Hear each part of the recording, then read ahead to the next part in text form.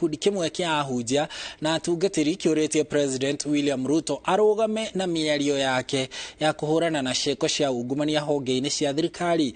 Miario yao yũkĩte rĩrĩ President atĩtĩrithĩtie atĩ ndekũheana mĩeke ya gũthũkia thirikari ya Kenya Kwanza kũrĩ obithaa arĩa mareingĩrania na ciĩko cia ungumania.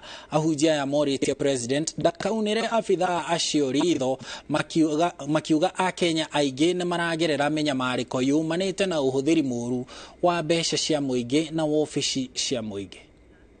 The swamp clear mambo ya ufisadi kabisa. Mwenye anakula mali ya wananchi afungwe ama anyoroshwe aende nyumbani akae na watu. Kwa sababu kwamba those who are in the offices, they are continuing looting the resources of the poor people, of the Kenyans, and they are occupying the offices.